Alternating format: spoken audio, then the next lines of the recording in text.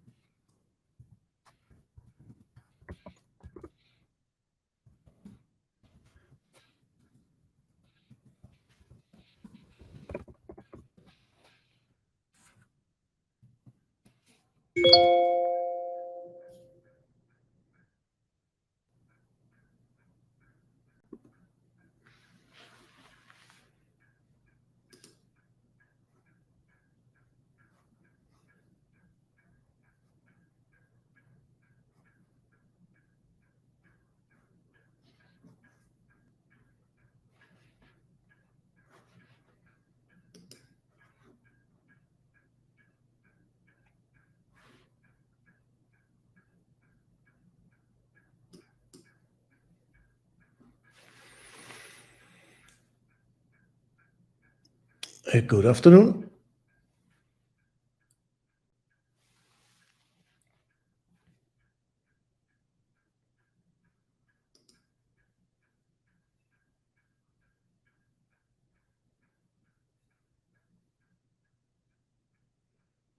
Let's wait a few more minutes for other people to arrive in time. I know it's a little bit overtime already, but I know a couple of them who are joining, and I know they're normally not that strict on time. So let's wait a few more seconds and then let's get started. Hopefully you can hear me well. If not, please send me a short chat message if you can hear me well. That would be great.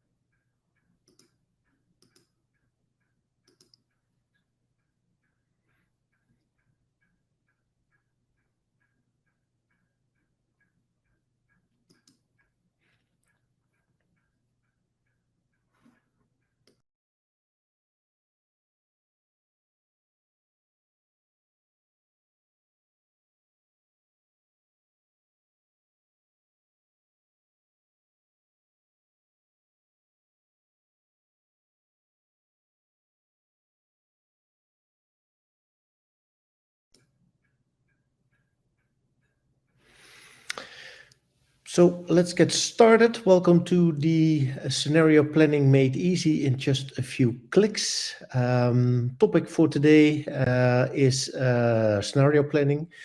What is scenario planning? Why do a lot of companies not use it or not use it well?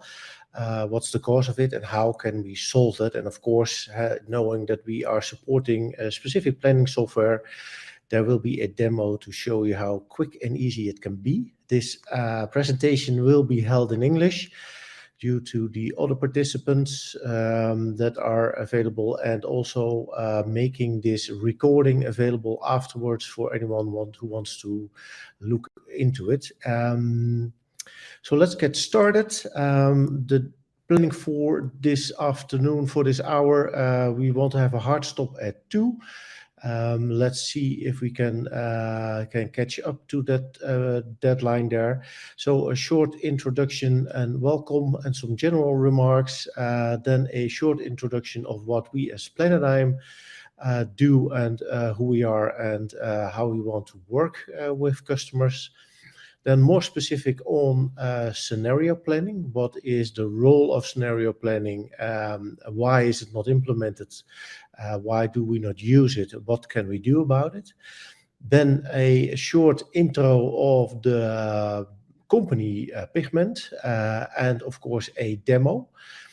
It will be a very easy to follow exercise of a company in a very easy model, not too complicated. And in the end, a call to action to see, okay, what could be some possible next steps. We close off with a Q&A at the end. If there are any questions not answered during this call, we will of course note them down and we will share with all the participants in the call. And by the end of 2 o'clock, just before 2 o'clock, we will close off so you can continue in the other work you were doing. Again, as mentioned, if you have any questions in the sidebar, there is a chat window. So if you have any questions, please drop your question there during this webinar.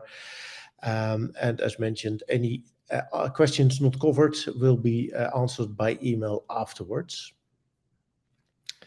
So let's get started. A short introduction of myself. I have a long track record. Started work in 1995. One of my first employers was BSO, the Dutch-based organization, which became Origin later and which became Atos Origin. Over 6 years of experience in that area in mainly business intelligence. By then, I had an assignment at Philips where I came in contact with the planning world, and by then I moved to Cognos to become a planning consultant, more in the area of the software implementation. So Cognos, the takeover by IBM, also another 6 to 7 years at the consulting and the software firm. After that, I moved to ION, where I over a couple of years, 10 plus years, ION is a boutique firm in the area of supply chain. And what we've done at ION is we implemented also planning software, and I was responsible for that part. And after a breakup of ION 1.5 years ago, I'm now responsible for Planadigm. So we recently established this new organization, and we have only two main focuses to share with our customers, or to help our customers, is looking at their current planning processes to see if any improvements can be performed. And I can tell from experience that in most companies there is plenty of room for planning process improvements. And the other typical things that we do is implement planning software. And for that, we only focus on one tool, which is Pigment, which I call Planning 3.0, which I will explain in a minute. Planadigm is a growing company with lots and lots of experience. So we only have seniors in place and still hiring senior planning consultants. But the more we grow, the also more room there is for junior planning consultants. So if you know someone who's interested to become a planning consultant, please let me know. Why did I call Pigment Planning 3.0? That is something I can elaborate a little bit more on. When I started to work in this area, there were a couple of what we call now the legacy planning systems. So, for example, Cognos planning, Hyperion planning. So, server-based, client server-based tooling. So we had to install software on servers, and we had to install software on the desktops, the clients. And with that, was a lot of maintenance going on, and the planning tools were not as flexible. So in some implementations, we advised the customer to do the planning process differently in order to fit it to the planning platform. That's typically old school. So when I joined ION in the year 2011, already the next Planning 2.0 was there, which is the cloud-based solution. So tools like Anaplan, Board came up with more cloud-based solutions. So hosted and updated by the planning software vendor.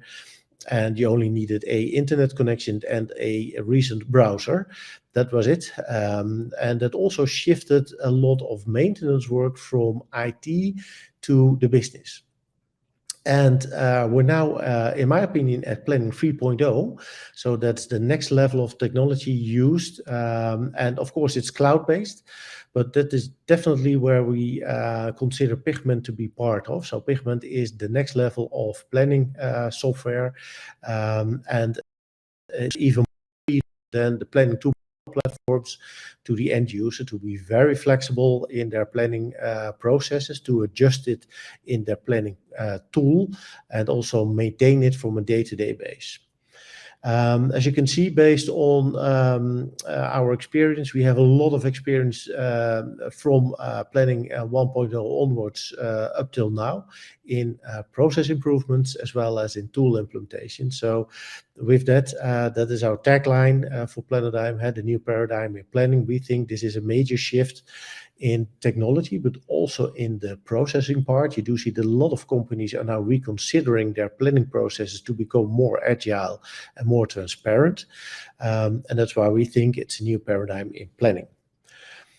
That is regarding the Planning 3.0, and short slide on why you could choose for Planadigm. Our organization is, we bring in a lot of experience. So senior consultants in the area of process improvements and tool implementations. We're a no-nonsense organization, so if we think things can be different or could work out otherwise in your organization, we will tell you, and we will be brief and honest about it. And also during the project, we will have a no-nonsense mentality, hands-on. We're transparent in the way that we build our proposals, in the way as we do the implementations. If anything is out of order or running late, we will tell you as soon as possible. During the implementations of the project, we do as much as possible knowledge transfer to your organization. So that means that if we close off the project, the knowledge transfer has been done, and so the people in your organization should be available and capable of maintaining, for example, the new tool itself. We believe that that is the strength of tools like this. We do a first initial implementation, do a knowledge transfer, and from that point onwards, you should be able to maintain and build additional stuff in the platform yourself. Hassle-free support. We support you during the whole cycle from the start till the end of the project. And of course, if you want additional support after the end of the project, we can support you in that one as well. And we support only one platform, and we think that state-of-the-art solution where we can bring in our expertise and the state-of-the-art technology as a next level 3.0 platform to support you in your daily planning process. Then we move on to the next topic. What is the role of scenario planning? And if you look up on Wikipedia or the internet to state what scenario planning, this is a broad overview of what is out there on scenario planning. It's a strategic planning method that organizations, and it says here some organizations, use to make flexible long-term plans. It's a large part an adoption and generalization of classic methods used by military intelligence. So scenario planning has its origin in the military. And as you can see in the second bullet there, most battles are won before the contest begins by those who are most prepared. That's the military axiom, and they mention there that you need to be prepared and need to think out different situations to be prepared. As soon as one arises, such a situation, you know what to do. A couple of things to mention here. Besides, it is a military origin. It is strategic, so it's not fit for operational use. So if you have a day-to-day manufacturing process, you do not do any kinds of scenario planning in there. It's more a strategic, and it's used in flexible long-term plans. So you need to have a long-term horizon, at least, in my opinion, 12 months or further.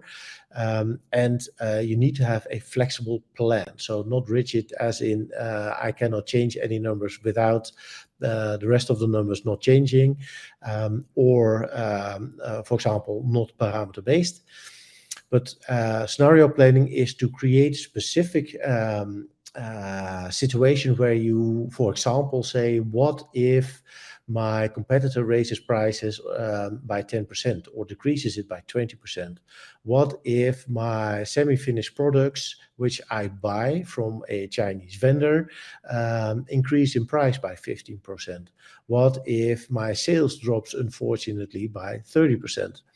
You can do all that kinds of situations in a specific scenario and then compare it to, for example, a base scenario and see the bottom line results and impact on your plan and financials. So we all know, I think, that scenarios can be very beneficial for organizations. So that's the thumbs up. But what we see in the daily practice, in my opinion, I do not see it used often. And we will come to that in a minute. And I have a poll, and I want you to look at the screen and provide me some input on the questions. Do you make use of scenarios in your planning process? And you can use the poll to answer that question. Give it a bit more time.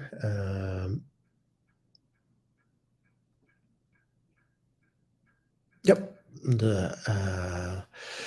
the feedback is in, and I see that we have 100% score on no, but I love to be able to run a scenario. We'll have another poll in a few seconds to see why that is the case. Couple of things from still the role of scenario planning. The major role is to be prepared, so to think of future possibility, future events that can occur, and have it calculated throughout your planning process to see, for example, like I mentioned, what if competitors decrease their pricing with 10%? What would that do for your market share, for example, in decreased sales? Or what if your cost rises? Or what if your semi-finished products cannot be delivered in time? So all kinds of questions that you can ask, what if questions, to create a scenario and compare that to a, for example, base one. And if such a scenario comes to life, you can easily switch your plan because you know what to do. You already recalculated it, and you can switch from your base plan to that scenario plan that you already created. And the main thing is that companies are prepared. It's the preparedness that allows company to switch quickly to the new environment, so that respond to the event.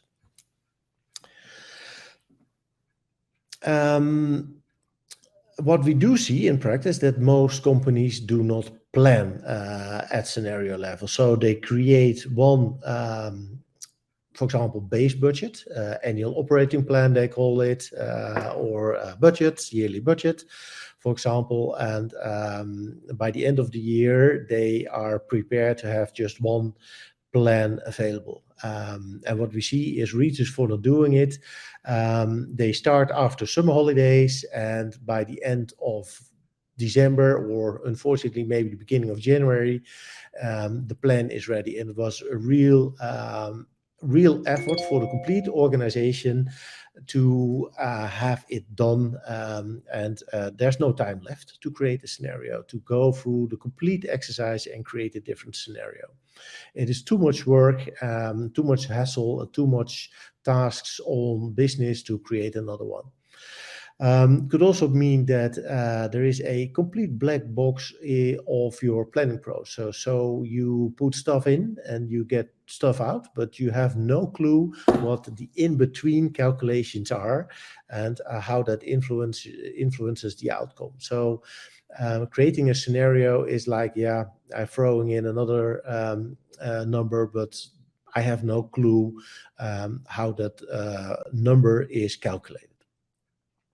Could also mean that you have planning software currently in place which is not capable of doing it. It could be legacy systems which do not allow for a quick scenario creation and comparison, or you need to rely heavily on IT to create a scenario, for example, for you in the planning tool. But in that case, I can say you can be the exception, because with the right planning processes in place, and also with the right planning tools in place, you can indeed do scenario planning, and it should be part of the toolkit, in my opinion, of your planning process. If you cannot do a scenario, you're a little bit lagging behind to competition. So another poll I want to share with you, and again, I want to ask you to look into this one. And probably it's difficult to answer this one, but please look at the possible outcomes here on the question, how easy it to create a scenario planning in your current planning software. Is it possible?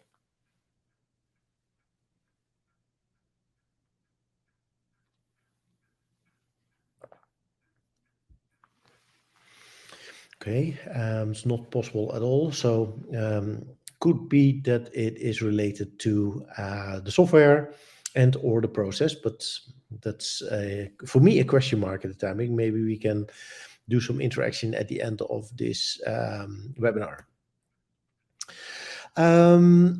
Let's move, we are right on time, so let's move on to a short introduction of the Pigment company. Yeah, it's a young company, as you can see. It's founded in 2019 by two people, Romain Nicoli and Eleonore Crespo. French-based, which was a little bit of a surprise to me, because you do see that these kind of companies tend to originate from English-speaking countries, so UK, America, but in this case, French-based, already quite heavily funded by several investors. So Series A investment in the end of December 2020, sorry. They had a Series B funding in 2021, and recently, September 2022, they had an additional round of investment for mainly to be used for the US expansion. It's a completely cloud-based planning tool, and it mainly focuses on financial planning, HR planning, sales and marketing planning, and supply chain. As you can see on the website, they heavily focus on financial planning and sales and marketing, but I strongly believe with the use cases that we have seen that it's also a perfect fit for supply chain solutions. And the example that you will see in a few minutes is also supply chain based. But looking at the solutions that it can support at your organization, it's definitely supporting a connected planning environment where you can connect different planning processes within your organization to support an integrated business planning. So, for example, to create a scenario on the demand side to see, okay, what if my demand increases by 10% and my margin increases by 5%? What does that do for my operational part? How do we need to step up on that side? And what is the effect on my bottom line result financially? So if you can have those three linked together, demand, supply, and finance in one environment, that would be, of course, really great. And then you can answer all kinds of what-if questions based on, for example, allocation. What if we can only create 80 if we have a demand of 100? How do we start to allocate these, for example? Back to the Pigment organization. So customers 100 plus already worldwide, which is, in my opinion, quite a strong signal that the platform is very mature already in such a short time, and over 170 employees. So these were the numbers by, I think, somewhere the end of last year. Of course, that probably will have changed. And that moves us into the next one, a demo of Pigment. So I will stop presenting and I will start to share my screen. And I am now sharing my, I'm sharing my web browser. So I'm on a MacBook. So I'm using Safari, but any recent browser will do, and you need to have a working internet connection. That's basically it. So this one, and we'll show you that it's a real life demo, so bear with me if the internet connection drops. But so the website is www.gopigment.com. And you need to sign in. So on the right top corner, if you sign in, and I recently signed in, so I do not have to provide my credentials, but if you're a first-time user, you need to provide your user ID, email, and your password.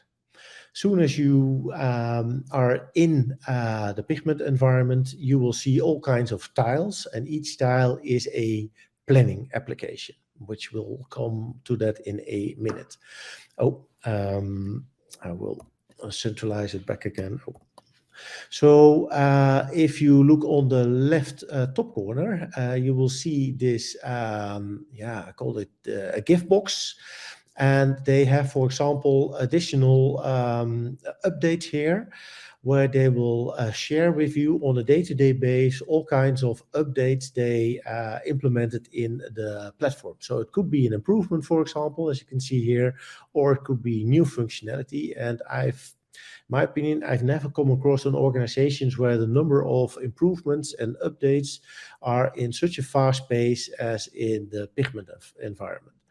So what you can do is click on a specific topic, and for example, then you can see what it's all about. And in this case, it is a new feature where if you load data into Pigment, then, for example, you can create an additional column where you fill it with a constant. So they created a new column, and the constant value they populated it is with product A.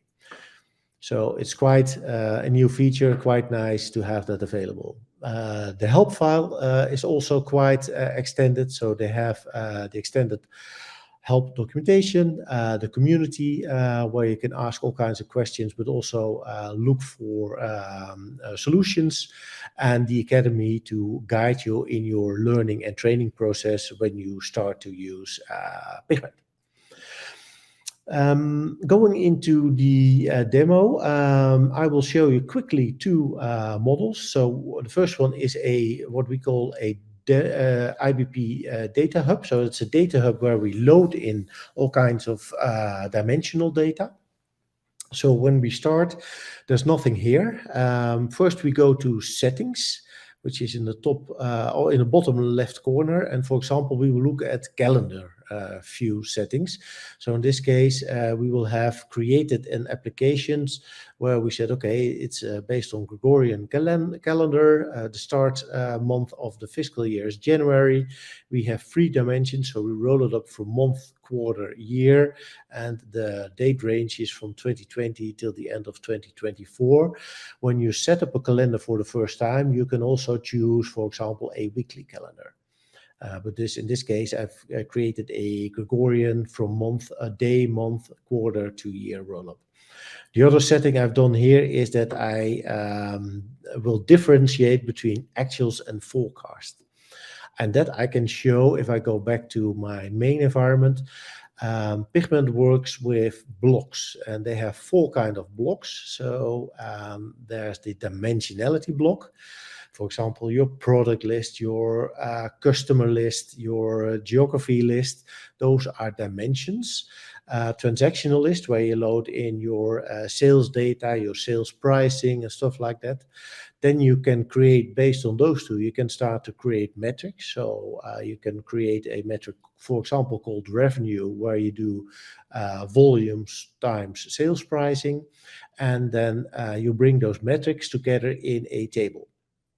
So those 4 blocks, and if I, for example, look at my dimensionality blocks, you can see, first the calendar block, you can see here my date settings, and I have a month calendar where you can see this is my start date, my end date, and it will is defined by the quarter, and anything that is in between those round circles or the ellipses here mentions that it is a reference to another Pigment dimension. So, for example, the quarters here is a list which is used here. So these are the names used in this month environment. And as you can see here, if I scroll down, you can see that it's marked actual until January this year, where it's still a forecast month. And that is done by the switchover date, which is set to the 1st of January this year, which means that that is a forecast month. From that point onwards, it's a forecast month. And we will use that later on in the demo to see how we can play with that. For example, another raw material group, so high-level material group names and the raw material itself, where we can see where, for example, here the group is a reference to the raw material group. So this is just loading in your dimensionality, and doing that in a data hub model means that it is reusable. So if instead you're only creating one model but several models, so for example for demand, supply, finance, HR, shared dimensionality can best be stored in a data hub, and from that point onward be shared across the different other models.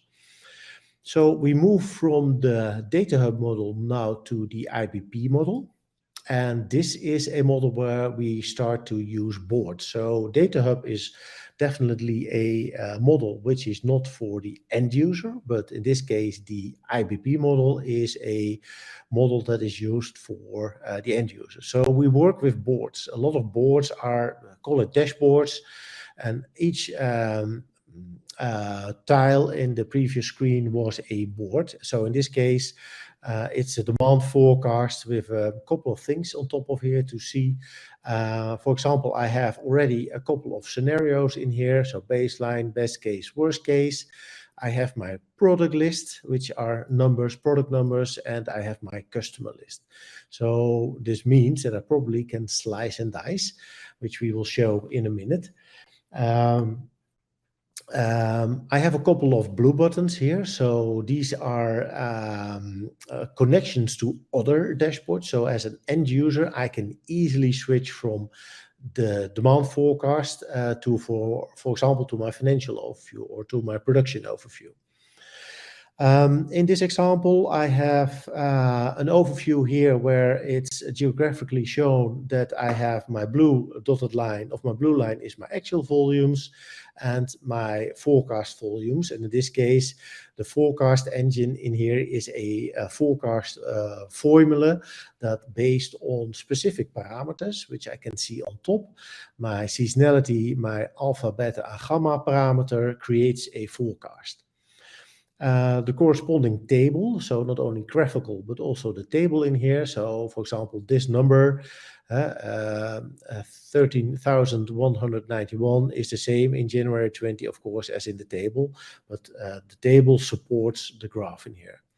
A couple of things also to mention is that, and I will explain later, that we have, in this case, a number of inventory checks for the supply planning part that we need to check later on. So we can see what we need to do about that one.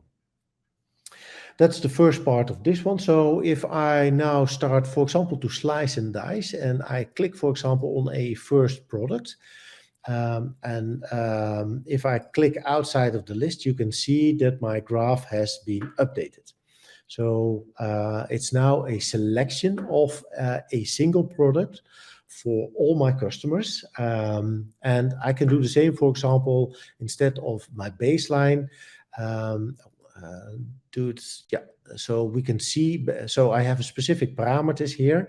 If I select another scenario, instead of baseline, my best case, I can see that my of course, my actual figures do not change, but my forecast did change. And I can see that, for example, my parameters I do have different parameters which caused a different forecast to be created. And of course, I can do the same for worst case. And if you look closely to the graph, you can see that's updating again based on the different parameters. So as you can see, it's easy to slice and dice the specific data. As you can see, for this selection of this specific product and worst case scenario, I now have 24 inventory checks. And I can see based on this overview, which I created, that I see, for example, here, that May 20 and September 21, which is history, I had a inventory check, but also for the future. So something to look into. Which we will do in a minute. So first, for example, slice and dice and toggle different views. So in this case, I have a financial overview, which states my revenue by year, cost by year, and my netto margin. And if I hover over, I see the same figures as in the table below. But it gives me a nice yearly overview of my actuals and my forecasts for, in this case, my worst case scenario.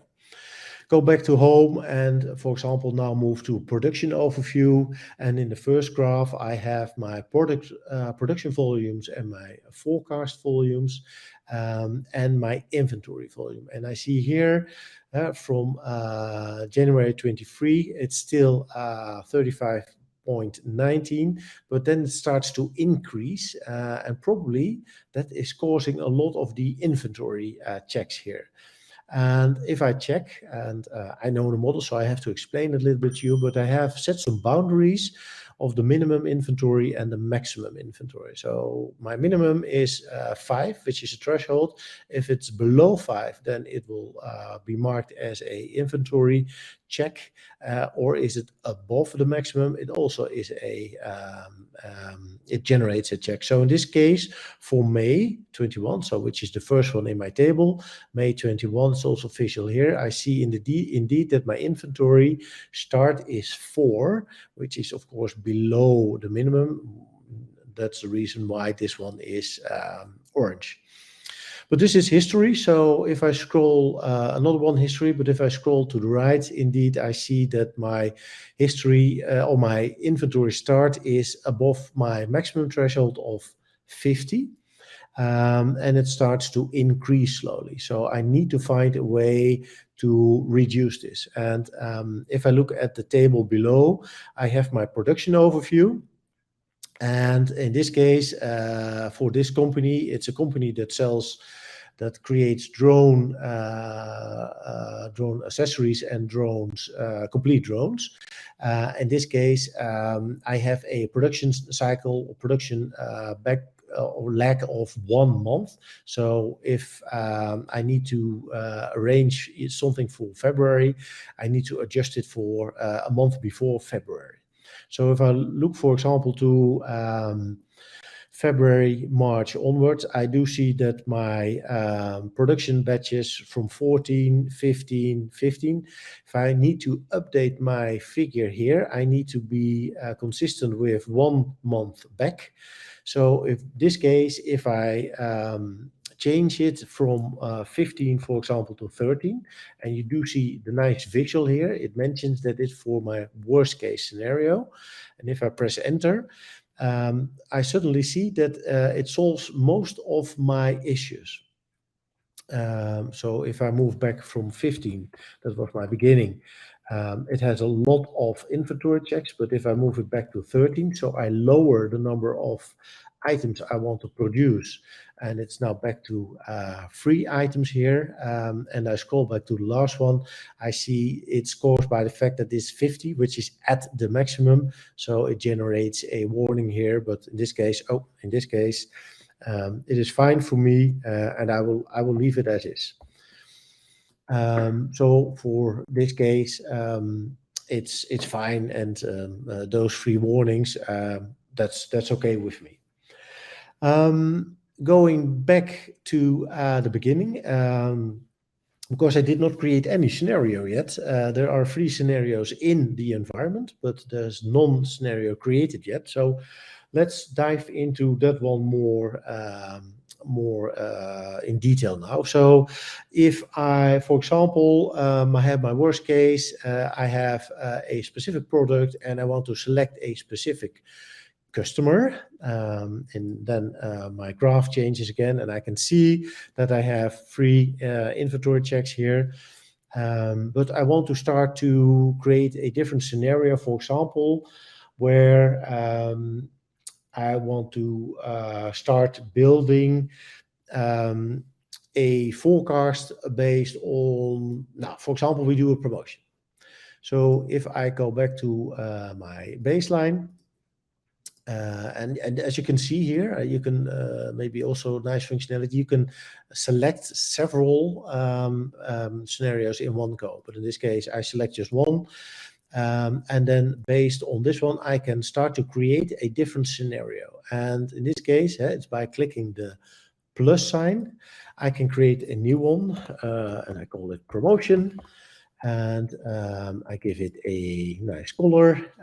So promotion, I can add a description, and I need to specify a source. So I can do baseline, best case, or worst case. In this case, make it baseline. It's a shared dimension. That means everyone else can see it. You can also make it private for yourself, but in this case, I want everyone to see it, and I want to create it. It asks me, are you sure? Yes, I am sure. And in this case, now I see that I have, instead of 3 scenarios, now I have 4. So within just a few clicks, as the title of this webinar, I just created a new scenario. And in this case, what I want to do is I want to, for example, for March 2023, I want to start to add a new number. So instead of a forecasted value of 67, I want to change that, for example, to 120 to do a promotion, to do almost a increase of 100% for this specific product, 2526, and this specific customer 2. So then you might say, hey, is that possible still? Because this is a calculated field, and I can show you by clicking here on the expand button. It brings me to the underlying table, and we were looking at forecast volume. So if I click in this line, it mentions here that indeed it is a forecast volume based on a forecast formula based on actual volumes. So it is a system generated number, that 67 that we did see. I can then go back to my overview, but Pigment allows me to override it if I have set that in a specific setting of this metric. You see still here it mentions for which scenario it is. So if I click 120 and watch what it does for the inventory checks, which is now 4, and if it's recalculated, you do see that the number, the graph changed, but the inventory checks do stay the same. No, it does not stay the same. It's 25. It needed to recalculate, but how do I go back to the previous? Did I lose that 67, which was system generated? No. If I, for example, go back to the specific cell and do a backspace, and I click out of it, I do see that the 67 is back into that as a system generated number. But I can override it. So the number of active checks is 4. I override it. I want to do a promotion in this case, and graphs is changing. Inventory checks is now increasing from 4 to 25. So what we can do is then go back, for example, to the production overview, where we started to play with, for example, the number of batches. And in this case, for March 23, look it up in the table. I can see indeed that, I have an increased amount, but I did not update my production plan. So I need to step up probably my production as well. And in this case, what I want to do is in January, so January 23, for example, instead of 13, I want to start to increase it to 14 to make sure that I have enough content, of enough stock in place at time, and it's starting to recalculate. And by that, it should also allow me to show that the number of items is decreasing. For example, if I add 15 here, it should be, this one, 15, it should be updating my background, and for that specific product, it's now recalculating, and it should solve my problem. So in this case, what I've done is I updated my production overview for this specific product, and I updated my demand forecast, so from 67 to 120, and I started to just put it back to the actual size, and I started to play around with my batch sizes.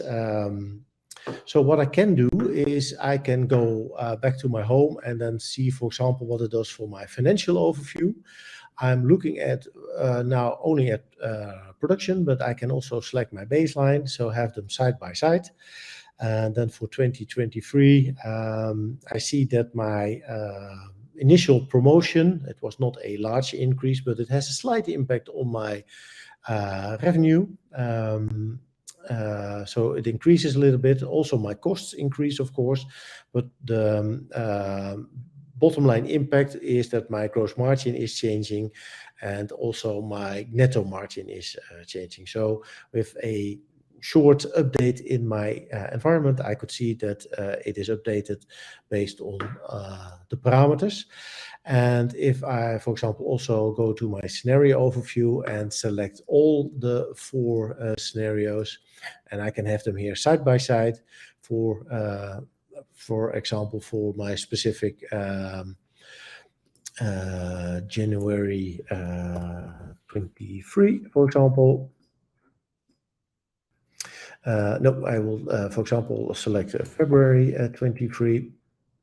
Now I have 2 items selected, but I can let me show selected, and it will show me the selected items. If I take this one, it's just 1 item. If I clear that one and, for example, select on March 23, I should see the 120 in here that I have overwritten in the promotional field. So it's just a slicing and dicing of the overview in this scenario. So in short, if I go back, for example, to only 2 specifics, scenarios in here for this specific product and this specific customer, I can see the impact still in this overview. In short, we're getting near the end of this scenario planning exercise. So what we have seen in the Pigment environment, the creation of different models. So I showed a data hub where we loaded in shared dimensionality, and in this case the IBP model, which you can see here, where we used mainly dashboards for the navigation of users to start to see different graphs, tables and KPIs in one overview. So for example, this is a KPI. So all kinds of information in here. So also, for example, some sort of pie charts where I can see the difference here in my volume and by sales volume and forecast volumes per region. All kinds of additional graphs and tables combined into one overview. The slicing and dicing of the data, where you could see, for example, here per product, per customer, or all the items that we would like to see. The creation of a scenario just by a few clicks, which is populated based on the source data, the change of specific calculated metrics and the impact it would have, and by that by going into the operational side to see what the impact would be and how we have the possibilities to update our production plan. And it's, as you can see, it's quite quick. Changing a figure does change the outcome dramatically, and it's, as you can see here, by reslicing and redicing the overview, it's updating the overview quickly for you as an end user. So it gives me quite a nice overview of what the tool can do. If I move back to stop sharing, then and move back to my contents. So we had a short demo of Pigment, and in this case, it's up to you what you want to do with scenarios. And as we did see, that a lot of companies do not have the option to do scenario planning because of whatever reasons. Could be technical, could be long planning cycle, but we advise you to look at your planning processes and or looking at your planning tools. And as we did see, there are many platforms out there that can do it, but we have a specific favor for this tool, Planning 3.0 tool, Pigment. So it's up to you, or you stay put. That's the traffic light here with the red sign there. You do nothing and leave it as is. That's up to you. Or you start to do something. And of course, we are happy to support you in that process. What we can do is drink a cup of coffee to see what we can do for you. Maybe a final interaction is my call to action, and I will start it. So please let me know by the end of the deadline if you are interested in any advice in this area. So that's all up to you, what you want to do in this case. And I will leave that one and I will close it. And going back to my covenant, we have some time left for Q&A. So let's see if there's any questions pulled from the audience, and give you a few seconds to ask any questions you might have based on the explanation and the demo that I showed you so far.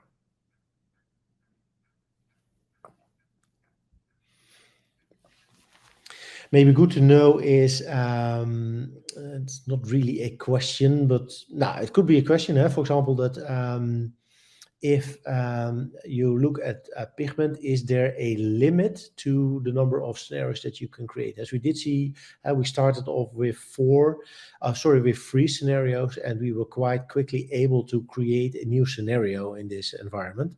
Just a few clicks, and we had a scenario based on another one. You can create all kinds of nested scenarios. So as you could see, we have the base and then best and worst case at the same level. That could also be a source and nest it, for example, on my best case. So I can nest also scenarios. So technically, there's hardly any limit until the size. If you have a big model, of course, it will ask for a little bit of additional size.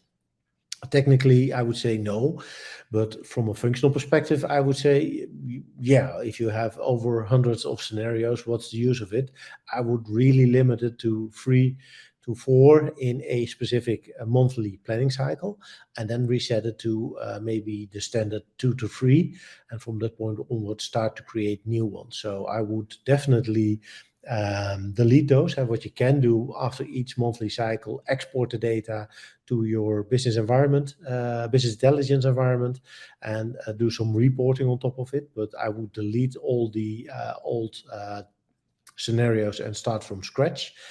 Another one question that's coming in is on the prerequisites of a scenario. And I think this is related. What I can do is I can answer it functionally and technically.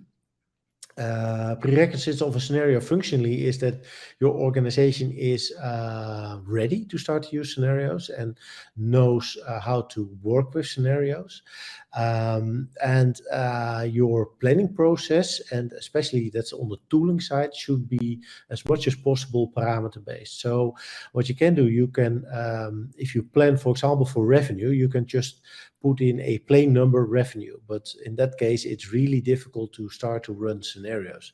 If you make revenue a calculated field based on your number of sales, your items of sales, times your sales price, which will generate a revenue, of course, then you suddenly have 2 parameters which you can use in your scenario. You can use the number, the volume one. You can squeeze that up or down as a KPI, or you can play around with the value, so the sales price. So you can also increase the sales price or decrease the sales price. And you can create all kinds of combinations. So an increased sales price with a decreased number. For example, less customers are willing to buy for a higher price, but what does it do for my bottom line revenue and bottom line result, which is margin? From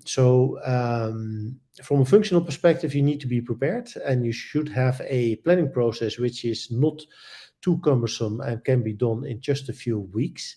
And from a technical perspective, you should have made your planning process and implementation as much as possible parameter-based and have a long-term planning process. So at least 12 months out if you have a monthly cycle of replanning. And I advise also a rolling forecast principle, where you start to update each month, but then again for 12 months out. So it's a slowly shifting time frame of your planning horizon. So the old month, 1 month is deducted and 1 new month is added. That is definitely helpful also in scenario planning. Any other questions from the attendees in this case? And I am looking at the chat panel right now. Doesn't seem so. Last slide here is that, I want to thank you all for your attention. You know where to find me. I'm quite active at LinkedIn and via our Twitter account of Planadigm.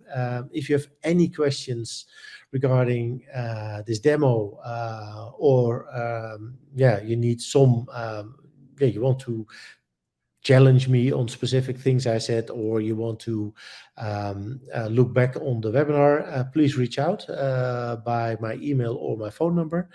Our website is not active yet, but we hope to have a final go somewhere by the end of this week, beginning of next week. And then we also have an active website where we share more information of what we can, what our expertise is and where we can support you. Quickly check back on the chat panel. No new questions coming in. So thank you all for attending, and I will share a link to the recording later on when it's available. Thank you all. Have a nice day. And if you want to reach me, please reach out to me by email or call me on my phone number. Thank you. Bye-bye.